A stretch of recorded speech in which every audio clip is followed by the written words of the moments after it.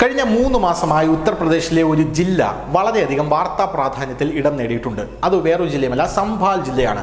സംഭാലിൽ 1978 നടന്ന കലാപം പോലും യോഗി ആദിത്യനാഥ് ചികഞ്ഞു പുറത്തിട്ടതോടുകൂടിയാണ് വലിയ രീതിയിലുള്ള ആ കലാപ ചരിത്രവും സംഭാലിലെ ആ മുസ്ലിം പള്ളിയുടെ സർവേ നടത്തുന്നതുമായി ബന്ധപ്പെട്ട കലാപവും എല്ലാം പുറത്തു വന്നത്.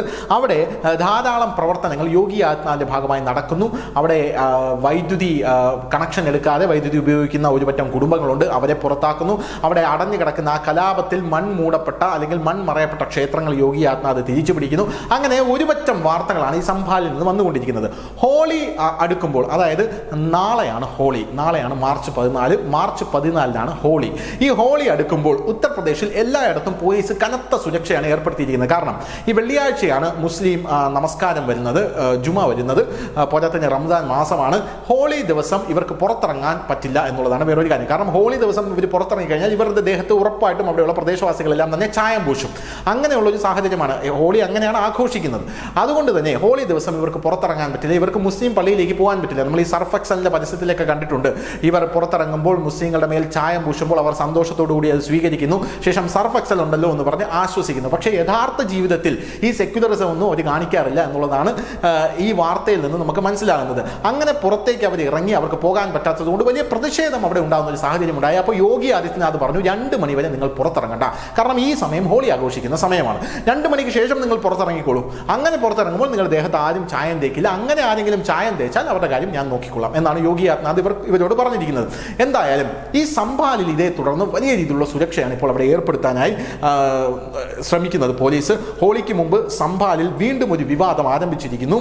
സംഭാലിലെ CEO അനൂജ് ചൗധരി നടത്തിയ ഒരു പ്രസ്താവനയാണ് ഇപ്പോൾ വിവാദത്തിന് തിരികൊളുത്തിയിരിക്കുന്നത് എന്നാണ് മനസ്സിലാക്കാൻ സാധിക്കുന്നത്. ഹോളി കാലത്തെ തീർത്ഥാടനത്തിനുള്ള ഭരണകൂടത്തിന്റെ ഒരുക്കങ്ങളെക്കുറിച്ച് സംഭാൽ ജില്ലാ മജിസ്ട്രേറ്റ് രാജേന്ദ്ര പെൻസിയ ഇപ്പോൾ വിവരങ്ങൾ നൽകിയിട്ടുണ്ട് എന്നാണ് നമുക്ക് മനസ്സിലാക്കാൻ സാധിക്കുന്നത്. എന്തായാലും ഉത്തർപ്രദേശിൽ സംഭാൽ ജില്ലയിൽ കഴിഞ്ഞ 3 മാസമായി നടക്കുന്ന ആ ഒരു കലാപം എങ്ങനെയെങ്കിലും ശമിപ്പിക്കാൻ സർക്കാർ ശ്രമിക്കുമ്പോൾ വീണ്ടും ഒരു വിവാദം ആരംഭിച്ചത് സർക്കാരിന് തലവേദനയായിട്ടുണ്ട്. ഹോളി ദിനത്തിൽ സംഭാലിൽ ത്രിതല സുരക്ഷയാണ് ഏർപ്പെടുത്താനായി ഇപ്പോൾ ഉദ്ദേശിച്ചിരിക്കുന്നത്. രാജേന്ദ്ര പെൻസിയാണ് ഇക്കാര്യം പറഞ്ഞിരിക്കുന്നത്. റമദാനും ഹോളിയും ഒന്നിച്ചതോടുകൂടി 29 സെക്ടറിലും, അതായത് സംഭാൽ ജില്ലയിലെ 29 സെക്ടറുകളിലും 6 സോണുകളുമായി തരംതിരിച്ചിട്ടുണ്ട്. സംഭാൽ ജില്ലാ മജിസ്ട്രേറ്റ് ആണ് ഇത് പറഞ്ഞിരിക്കുന്നത്. അശാന്തി ഒഴിവാക്കാൻ 3 ലെയർ പ്രൊട്ടക്ഷൻ, അതായത് 3 പാളികളുള്ള സുരക്ഷയാണ് ഇപ്പോൾ സംഭാലിൽ ഏർപ്പെടുത്താനായി പോകുന്നത് സർക്കാർ. സുരക്ഷാ ക്രമീകരണങ്ങൾ എല്ലാം ഒരുങ്ങിയിട്ടുണ്ട്. സംഭാൽ ജില്ലാ ഓഫീസർ പറഞ്ഞു 250 CCTV ക്യാമറകൾ ഒരുങ്ങിയിട്ടുണ്ട്. മുനിസിപ്പാലിറ്റിയുടെ സഹായത്തോടെ ഓരോ ഉത്സവത്തിലും ഏകദേശം 150 ക്യാമറകൾ കൂടി സ്ഥാപിക്കാനുള്ള തീരുമാനമെത്തിയിട്ടുണ്ട്.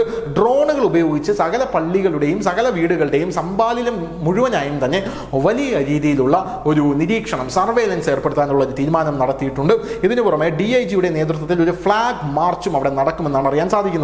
ഈ സുരക്ഷാ ക്രമീകരണങ്ങൾ എന്തൊക്കെയാണെന്ന് ചോദിച്ചാൽ ജില്ലാ മജിസ്ട്രേറ്റ് പറയുന്നത്, ഞങ്ങൾ എല്ലാ പ്രദേശങ്ങളിലും ഗ്രാമങ്ങളിലും സമാധാന കമ്മിറ്റി യോഗങ്ങളും ജില്ലാ തലത്തിൽ 2 കമ്മിറ്റി യോഗങ്ങൾ സംഘടിപ്പിച്ചു. 27 ദ്രുത പ്രതികരണ ടീം അംഗങ്ങളും ഇപ്പോൾ രൂപീകരിക്കപ്പെട്ടിട്ടുണ്ട് എന്നാണ് പറയുന്നത്.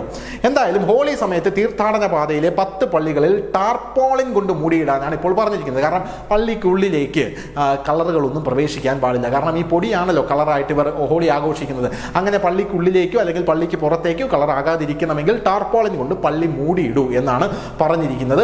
ഇനി പള്ളിക്കകത്ത് കളറായി കഴിഞ്ഞാൽ അത് വലിയൊരു കലാപത്തിന് തിരികൊളുത്തും. അങ്ങനെ ഒരു കലാപത്തിന് ഇവിടെ ആർക്കും ആഗ്രഹമില്ല. അതുകൊണ്ട് ദയവ് ചെയ്ത് പള്ളി ടാർപാളം കൊണ്ട് മൂടിയിടണം എന്നാണ് പറഞ്ഞിരിക്കുന്നത്. എന്തായാലും മുസ്ലിം വിഭാഗം അത് അംഗീകരിച്ചിട്ടുണ്ട്, മൂടാമെന്ന് തീരുമാനിച്ചിട്ടുമുണ്ട്. ക്രമസമാധാന പാലനവുമായി ബന്ധപ്പെട്ട് പോലീസ് നിരവധി സുരക്ഷാ തീരുമാനങ്ങളും എടുത്തിട്ടുണ്ട് എന്നാണ് നമുക്ക് മനസ്സിലാക്കാനായി സാധിക്കുന്നത്. News desk, news India Malayalam.